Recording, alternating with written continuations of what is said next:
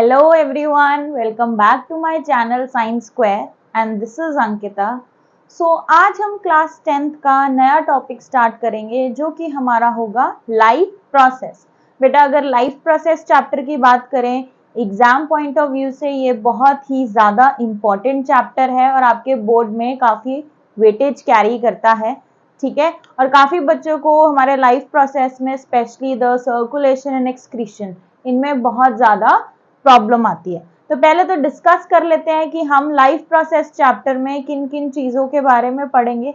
पहली चीज़ we will study की life process term क्या है, देन हमारे कौन कौन से ऐसे प्रोसेसेस हैं जो हमारे सर्वाइवल के लिए ज़रूरी होते हैं, then we will study every process step by step. हमने यहाँ पे 4 प्रोसेसेस पढ़ने हैं। मेजर रहेगा हमारा न्यूट्रिशन, फिर हम पढ़ेंगे respiration, then we will study about the excretion और लास्ट में हम पढ़ेंगे सर्कुलेशन, राइट। तो अब हम ये चैप्टर स्टार्ट करते हैं, बट चैप्टर स्टार्ट करने से पहले हम बात कर लेते हैं कि कौन कौन से प्रोसेसेस हैं जो हमारे सर्वाइवल के लिए बहुत ज़्यादा इम्पॉर्टेंट है। क्या आप बता सकते हैं? तो बेटा अगर हम लेट्स से अगर हम सांस नहीं ले पा रहे हैं, हमारी कोई रेस्पिरेटरी प्रॉब्लम है, रेस्पिरेशन सिस्टम में कोई मैल फंक्शनिंग है, तो क्या होगा? Eventually the person will die. या अगर मैं एक और एग्जांपल लूं आप लोगों के साथ कि अ पर्सन इज देयर जिनकी दोनों किडनियां फेल हो चुकी हैं, तो उस पर्सन को हम हेमोडायलिसिस पे रखते हैं। पढ़ेंगे फिर अभी आने वाले टॉपिक में कि हेमोडायलिसिस क्या होता है। तो मीन्स कि उन दोनों जो किडनी है उस पर्सन की क्या हुआ, फेल हो चुकी हैं। तो जब तक कोई डोनर ना दे दे अपनी किडनी या प्रॉपर सर्जरिकली हम उसको उस पेशेंट को क्योर ना कर दें, ठीक है, किडनी ट्रांसप्लांट ना हो, तो पर्सन को सर्वाइव करने में मुश्किल आएगी। कोई अफोर्ड कर सकता है, कोई नहीं कर सकता। तो जो अफोर्ड नहीं कर सकते या कोई भी अगर बाय चांस मिस हैपनिंग हो जाती है तो person can not survive. The eventually again person क्या होगा, ही और शी विल डाई। तो बेटा लाइफ प्रोसेस का मतलब है कि ऐसे प्रोसेसेस या हमारे बॉडी में या एक लिविंग ऑर्गेनिज्म में क्या हो रहे हैं, मेटाबॉलिक एक्टिविटीज हो रही हैं। और अगर उन मेटाबॉलिक एक्टिविटीज में कोई भी मैल फंक्शनिंग होती है तो ऑर्गेनिज्म की सर्वाइवल पे क्वेश्चन मार्क आता है, या फिर हम बोल सकते हैं द ऑर्गेनिज्म जो है हमारा वो सर्वाइव नहीं कर पाएगा, ठीक है। तो अगर हम बाय डेफिनेशन बात करें life process, the processes that are necessary for an organism to stay alive, ठीक है। अगर हम बात करें, अगर हम खाना नहीं खाएंगे एक दिन, ठीक है, सर्वाइव कर रहे हैं, 2 दिन 3 दिन 4 दिन, बट अगर बिल्कुल भी हम न्यूट्रिशन नहीं ले रहे हैं और खाना बिल्कुल भी नहीं खा रहे हैं, तो वन टाइम जो है एक ऐसा टाइम आएगा कि person can not survive. And it is not only the case for the humans, but ये बाकी एनिमल स्पीशी हो गए, बाकी प्लांट्स, हर लिविंग ऑर्गेनिज्म के लिए इक्वली इंपॉर्टेंट है न्यूट्रिशन। तो या अगर हम बात करें किसी और मेटाबॉलिक प्रोसेसेस की या मेटाबॉलिक एक्टिविटीज हमारे बॉडी में ठीक से नहीं हो रही है, डाइजेशन ठीक नहीं है, इंटेस्टिनल प्रॉब्लम्स फेस करेंगे, या फिर काफी ज्यादा क्रॉनिक डिजीजेस हो सकती हैं due to the malfunctioning of the various systems in our body. तो क्या है, सर्वाइवल रेट जो है वो कम हो जाएगा, या फिर हम बोल सकते हैं सर्वाइव करना मुश्किल हो जाएगा। तो ऐसे प्रोसेसेस जो हमारे सर्वाइवल के लिए बहुत ज़्यादा इम्पॉर्टेंट है, तो उन प्रोसेसेस को हम क्या बोलेंगे, लाइफ प्रोसेस। बट कई बार बोर्ड में क्वेश्चन आता है कि क्या कोई ह्यूमन की बात करें अगर हम, तो ह्यूमन एनाटॉमी में या अगर आप ह्यूमंस के रिलेटेड स्टडी कर रहे हैं, तो क्या कोई बॉडी में ऐसा सिस्टम है जो सर्वाइवल के लिए इम्पॉर्टेंट नहीं है? तो एक्सेप्शंस पे हमेशा क्वेश्चन आता है। तो यस बेटा, ह्यूमंस में अगर हम बात करें, reproductive system is not important for the survival. भाई रिप्रोडक्टिव सिस्टम सर्वाइवल के लिए इम्पॉर्टेंट नहीं है, ठीक है। अब लाइफ प्रोसेस में कौन कौन से प्रोसेसेस हैं जो बहुत ज्यादा इम्पॉर्टेंट है हमारी सर्वाइवल के लिए, तो हम स्टडी कर लेते हैं, एग्जाम्पल ले लेते हैं हम। For example nutrition. न्यूट्रिशन क्या होगा, अब खाना खाते हैं तो वो न्यूट्रिशन का पार्ट है, ठीक है। Then respiration. अब रेस्पिरेशन भी फर्दर 2 टाइप्स की होती हैं, एक तो होती है एक्सटर्नल रेस्पिरेशन, एक होती है internal respiration, that also we will study. फिर उसके बाद अगर हम बात करें एक्सक्रीशन की, ये भी बहुत ज्यादा इंपॉर्टेंट है, एक्सक्रीटरी सिस्टम बहुत ज्यादा इंपॉर्टेंट है सर्वाइवल के लिए। अगर बॉडी में ब्लड की सर्कुलेशन ठीक नहीं है तो अगेन पर्सन को सरवाइव करने में क्या रहेगा, मुश्किल आएगी। यस और नो। तो ये जो प्रोसेसेस हैं क्या है, बहुत ज्यादा इंपॉर्टेंट है सर्वाइवल के लिए। बट अगर हम बात करें कि एक्सेप्शन जो सर्वाइवल के लिए इंपॉर्टेंट नहीं है तो वो कौन सा होगा, रिप्रोडक्टिव सिस्टम। तो हम यहाँ लिख देते हैं कि जो रिप्रोडक्टिव सिस्टम है, reproductive system is not important for survival. अगर रिप्रोडक्टिव सिस्टम में कोई भी मैल फंक्शनिंग है तो वो ऐसा नहीं है कि भाई हमें कोई ज्यादा प्रॉब्लम आ जाएगी, पर्सन कैन लिव हिज और हर लाइफ नॉर्मली। ठीक है। अब सबसे पहला टाइप अगर हम बात करें, न्यूट्रिशन की बात करते हैं, तो न्यूट्रिशन क्या है, टू ऑब्टेन फूड, फीड करना।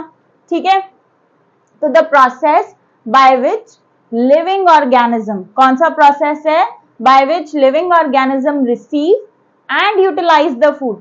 अब अगर हम ह्यूमंस की ही बात कर लेते हैं क्योंकि भाई सबसे अच्छा एग्जाम्पल ह्यूमंस है।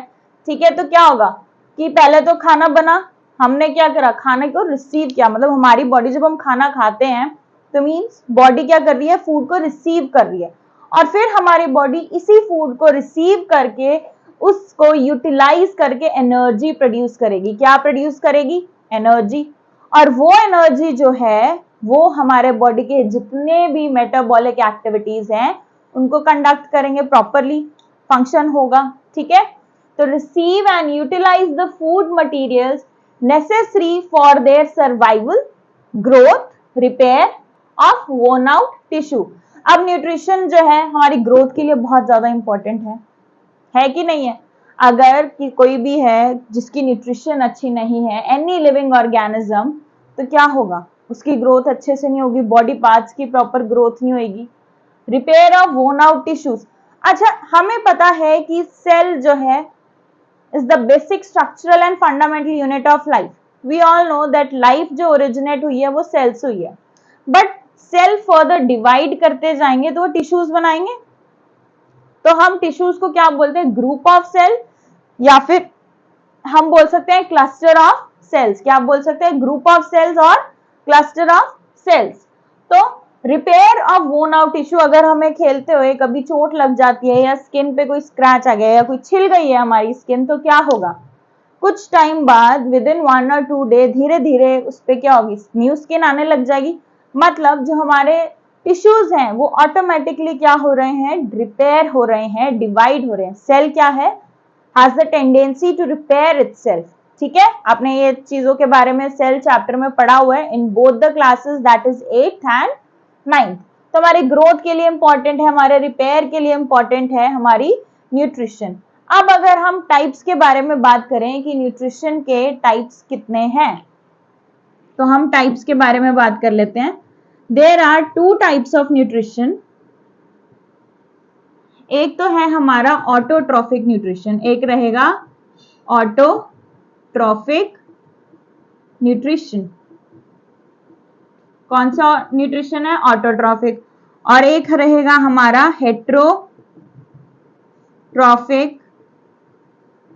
Nutrition. One will be are heterotrophic nutrition. अब ऑटोट्रॉफिक न्यूट्रिशन से ही हमें पता लगता है, ऑटो मतलब खुद से, सेल्फ बोल सकते हैं। ऑटोट्रॉफिक न्यूट्रिशन में ऐसे लिविंग ऑर्गेनिज्म जो अपना खाना खुद बनाते हैं। तो ऑटो मतलब ऑटोमेटिकली सेल्फ, भाई खुद का खाना खुद बना रहे हैं। ठीक है। तो ऑटोट्रॉफिक न्यूट्रिशन में अब आप खुद बताएं, हम लिविंग ऑर्गेनिज्म में कौन अपना खाना खुद बना सकता है, प्लांट्स। यस। तो हम बोल सकते हैं कि जो हमारे ग्रीन प्लांट्स हैं, ग्रीन प्लांट्स को हम बेटा ऑटोट्रॉफ्स भी बोल देते हैं, इनका एक और नेम है ऑटोट्रॉफ, या फिर हम बोल सकते हैं इन्हें प्रोड्यूसर्स। क्या बोल सकते हैं, प्रोड्यूसर्स। तो हम बोल सकते हैं ऑटोट्रॉफिक न्यूट्रिशन जो है कौन शो करता है, हमारे प्लांट्स, उन्हें हम क्या बोलते हैं, ऑटोट्रॉफ्स भी बोलते हैं, प्रोड्यूसर्स भी बोलते हैं। They have the ability to make their own food. क्या करेंगे, इनमें एबिलिटी होती है कि भाई वो हमारा खाना खुद से बना सके। अब अगर हम हेटेरोट्रॉफिक मोड के बारे में बात करें तो हेटेरोट्रॉफिक का मतलब है जो डिपेंडेंट होते हैं, ठीक है, खुद का खाना हम खुद नहीं बना सकते, ऐसे living organism which are not able to make their own food, ठीक है। तो ऑटोट्रॉफिक में क्या था, which can make their own food, which can make their own food. और अगर हम हेटेरोट्रॉफिक की बात करें, which can not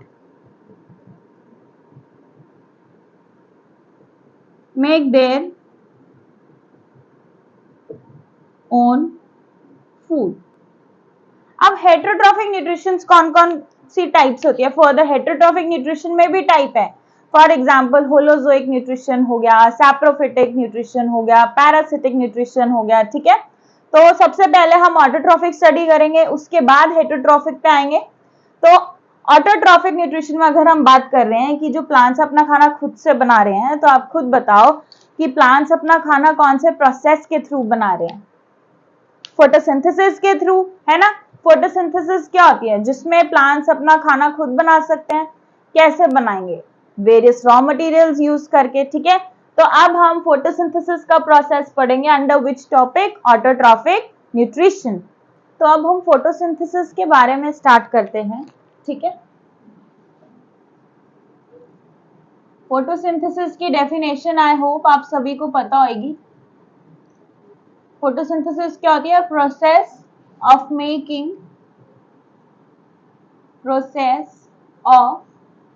making food by taking sunlight, water and CO2 from atmosphere। CO2 कहाँ से मिल रही है भाई, एटमॉस्फेयर से मिल रही है, ठीक है। तो अगर हम बात करें, लेट्स से कि हमारा एक प्लांट है,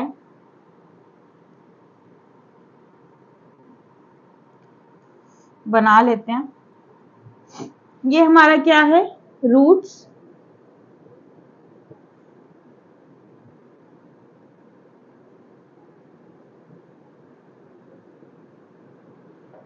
और इसमें हमारा सॉइल प्रेजेंट है,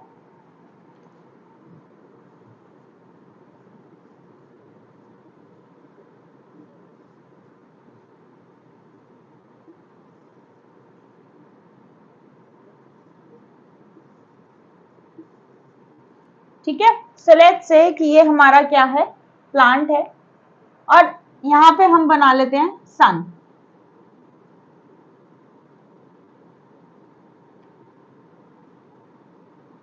ठीक है। तो सूरज क्या करता है, अब क्या होगा बेटा कि अगर हम बात करें कि देखो ये हमारा एक प्लांट है, अबव द सरफेस हमारा क्या होगा, shoot system, and below the surface हमारा क्या होता है, रूट सिस्टम। आई होप आप सभी को रूट सिस्टम, शूट सिस्टम पता है। अब हम देख लेते हैं कि ये देखो, ये लीव्स हैं, this is will be our stem, ये हमारे रूट्स हैं। तो अब फोटोसिंथेसिस का प्रोसेस कैरी करने के लिए सनलाइट कहाँ से आ रही है, या फिर हम बात करते हैं जो सोलर एनर्जी है, क्या बात कर रहे हैं, जो एनर्जी हमें सूरज से मिलती है उसको हम बोलते हैं सोलर एनर्जी, वो हमें कहां से मिल रही है, सन से। अब लीव्स में ग्रीन कलर का पिगमेंट होता है, कैसे कलर का पिगमेंट होता है, ग्रीन, उसे हम बोलते हैं क्लोरोफिल। और हमारी जो CO2 है सराउंडिंग में प्रेजेंट है। तो ये जो CO2 है, हमारा जो प्लांट है उसको क्या करेगा, बेसिकली स्टोमेटा, हमारे प्लांट्स में स्टोमेटा प्रेजेंट होता है। तो स्टोमेटा क्या करता है, गैसेस की एक्सचेंज करता है, अभी स्टडी करेंगे। तो स्टोमेटा क्या करेगा, CO2 को कि इनटेक करेगा, क्योंकि एब्जॉर्ब तो करनी है, क्योंकि CO2 भी खाना बनाने के लिए बहुत जरूरी है। तो सन से हमें एनर्जी मिल गई, सराउंडिंग से हमें CO2 मिल गई, अब बचा हमारा मिनरल्स एंड वाटर।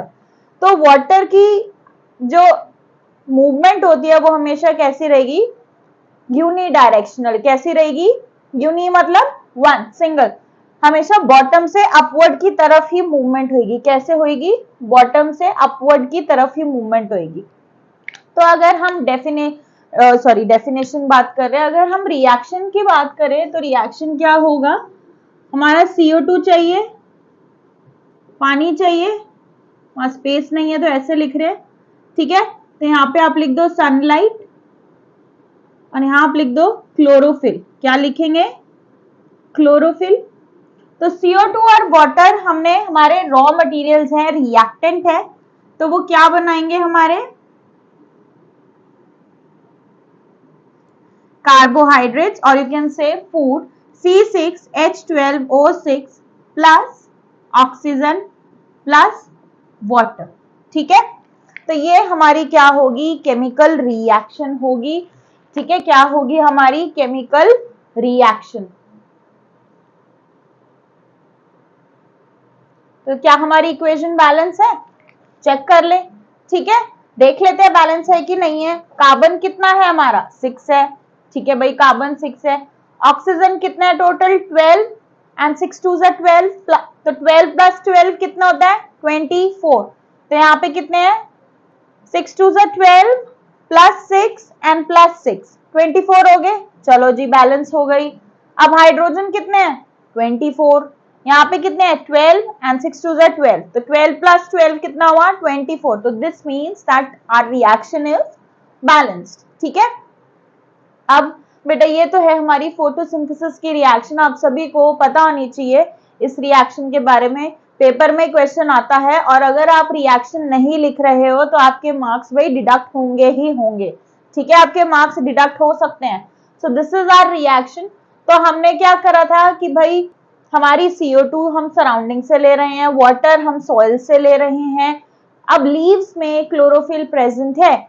हमारे प्लांट्स में, आपने प्लास्टिड के बारे में स्टडी किया है कि प्लांट्स में प्लास्टिड्स प्रेजेंट होते हैं। 3 टाइप्स के प्लास्टिड होते हैं, कौन कौन से, एक रहेगा हमारा क्लोरोप्लास्ट, दूसरा रहेगा हमारा क्रोमोप्लास्ट और तीसरा रहेगा हमारा leucoplast. Chromoplast basically colour provide करता है, डिफरेंट डिफरेंट कलर्स, जैसे फ्लावर्स आपने देखे बहुत डिफरेंट वेरिएशंस होती हैं कलर्स में।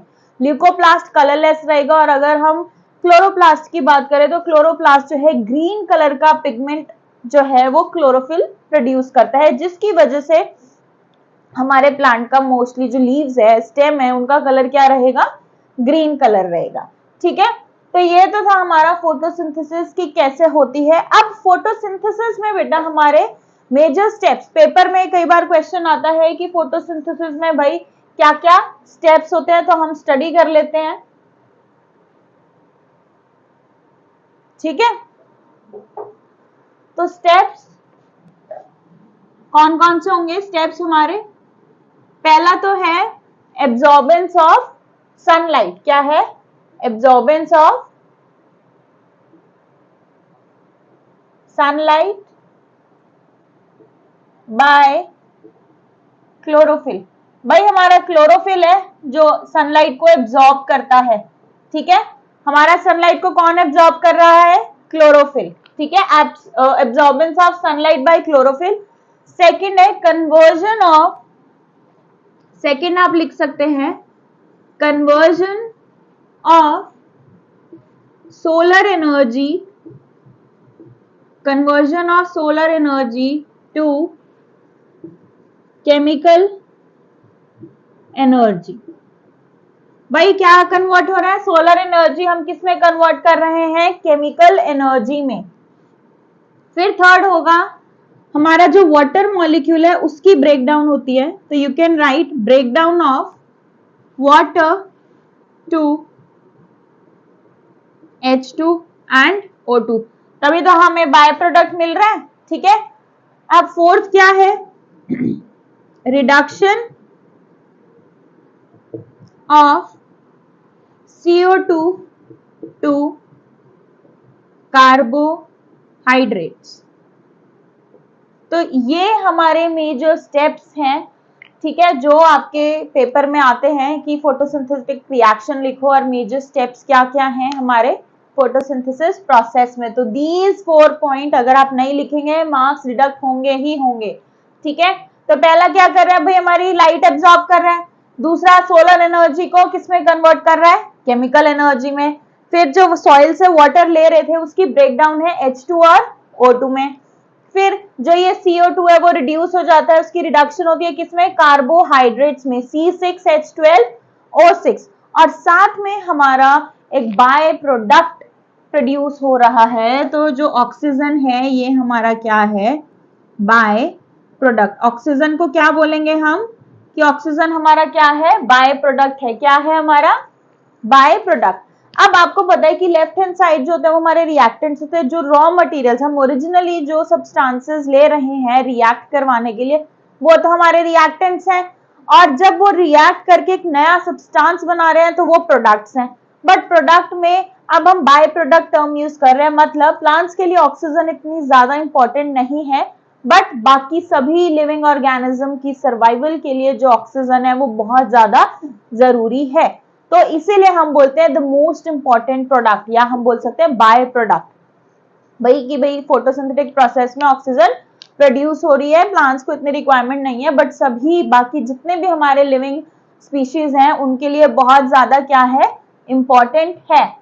तो ये तो था हमारा फोटोसिंथेसिस प्रोसेस जिसे हम बोल रहे थे ऑटोट्रॉफिक न्यूट्रिशन। ऑटोट्रॉफिक न्यूट्रिशन में अब आगे हम इसमें स्टोमेटा के बारे में पढ़ लेते हैं कि भाई हम जब CO2 बोल रहे हैं तो एब्जॉर्ब कैसे हो रही है, ठीक है। तो now we will study about the stomata.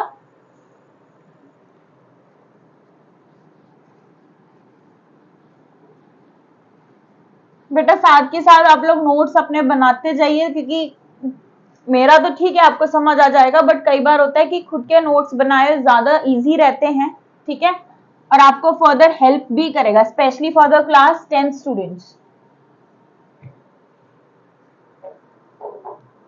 अब अगर हम बात करें हमारे स्टोमेटा की,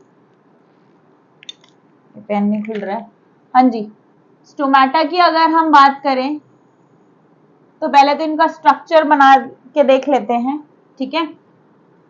एक तो थोड़े से बीन शेप ही जैसे दिखते हैं, ड्राइंग इतनी थोड़ी ठीक ठाक नहीं है तो प्लीज बियर।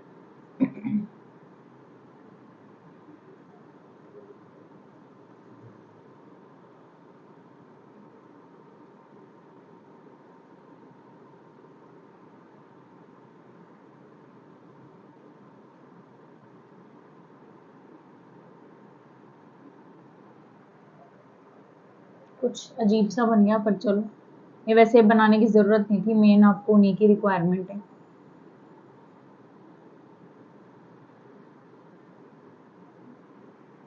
इसे A ले लेते हैं और एक और हम ले लेते हैं B।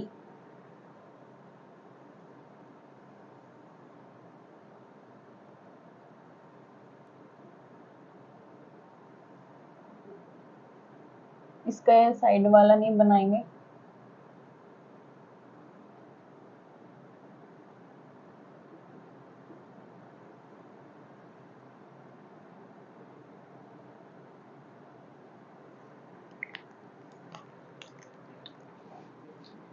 अब मार्क कर लिए। ये तो होता है हमारा स्टोमेटल पोर। क्या है, स्टोमेटल पोर, क्लोरोप्लास्ट, और जो ये होते हैं हमारे क्या होते हैं, गार्ड सेल्स। क्या बोलेंगे इन्हें, गार्ड सेल्स। इसको हम ले लेते हैं बी। अब मैंने आपको स्टोमेटा का स्ट्रक्चर ड्रॉ करके बताया है, और इसमें मैंने दो कंडीशंस हैं, एक तो है जो बल्ज स्टेट में है या स्वोलन पार्ट बोल सकते हैं, और एक है श्रिंक स्टेज में जिसे हम बोलते हैं फ्लेसिड। अब इस कंडीशन को हम बोलते हैं टर्जिड कंडीशन या फिर टर्जिड स्टोमेटल सेल, और इसको हम बोलेंगे फ्लेसिड। फ्लेसिड का मतलब क्या होता है, श्रिंक्ड फॉर्म में जो रहेगा, ठीक है, श्रिंक्ड फॉर्म में, ठीक है। अब एक बात कर लेते हैं, जब होली आती है तो क्या होगा कि जो बलून्स होते हैं जिसमें हम वाटर फिल करते हैं, तो अगर हम टैप के नीचे उसको रखेंगे और वाटर टैप ऑन करेंगे तो वाटर फिल होगा हमारे बलून्स में। एक स्टेज ऐसी आएगी कि हमारा जो बलून है वो बढ़ता जा रहा है, उसमें पानी जो पानी है वाटर मॉलिक्यूल्स ट्रांसफर होते जा रहे हैं, बट एक स्टेज ऐसी आएगी कि हमारा जो बलून है वो क्या हो जाएगा, बर्स्ट हो जाएगा। और जब बलून बर्स्ट होगा तो पानी क्या होगा, बाहर आ जाएगा। तो कुछ ऐसे ही आप सिचुएशन देखते हैं प्लांट्स के केसेस में। जब आप अर्ली मॉर्निंग उठते हैं और अगर आप ग्रास में देखें या प्लांट्स के ऊपर देखें, लीव्स के ऊपर देखें, तो वाटर ड्रॉपलेट्स देखने को मिलते हैं। तो हम बोलते हैं कि अगर प्लांट्स में से लॉस ऑफ वाटर हो रही है तो उसे हम क्या बोलेंगे, ट्रांसपीरेशन। क्या बात करेंगे, transpiration. And what is transpiration, loss of water from the plants. ठीक है, तो अगर हम बात कर रहे हैं यहाँ पे स्टोमेटा की, तो मेजर इनके फंक्शंस के बारे में बात कर लेते हैं। तो इनका मेजर जो फंक्शन रहेगा वो क्या रहेगा, पहला तो है एक्सचेंज ऑफ गैसेस। पहला क्या रहेगा, एक्सचेंज ऑफ गैसेस। कौन सी गैसेस की एक्सचेंज हो रही है, CO2 एंड O2। ठीक है, अब इसमें क्या है, CO2 की तो इनटेक है और जो थ्रू स्टोमेटल पोर्स है वहां से ऑक्सीजन जाएगा। ठीक है, तो हम बोल सकते हैं there is intake of CO2 and gives away the oxygen as a by product into the surroundings. तो पहला तो फंक्शन हो गया हमारा, क्या किसमें हेल्प करता है, exchange of gases. Second, transpiration में भी हेल्प करता है। किसमें हेल्प करेगा हमारा, ट्रांसपीरेशन में। अब ट्रांसपीरेशन आपको पता है क्या है, लॉस ऑफ वाटर। अब हमारे लीव्स में, हमारे प्लांट्स में मल्टीपल, एक ही गार्ड सेल नहीं होगा या एक ही स्टोमेटा प्रेजेंट नहीं होता, multiple stomatal cells are present या गार्ड सेल्स प्रेजेंट होते हैं।